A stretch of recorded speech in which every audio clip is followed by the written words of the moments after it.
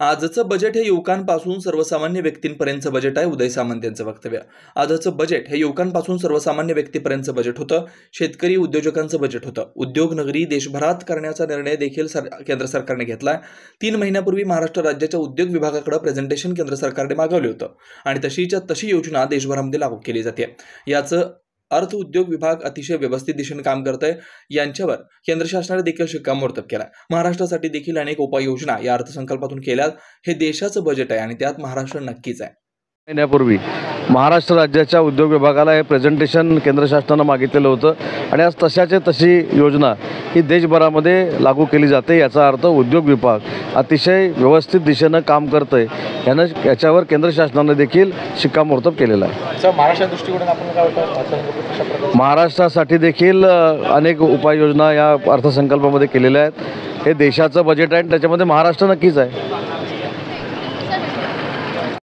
आजचं बजेट हे युवकांपासून सर्वसामान्य व्यक्तीपर्यंतचं बजेट होतं.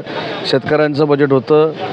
उद्योजकांचं बजेट होतं. उद्योग नगरी देशभरामध्ये करण्याचा निर्णय देखील केंद्र सरकारनं घेतलेला आहे आणि विशेषतः आमची महाराष्ट्र राज्य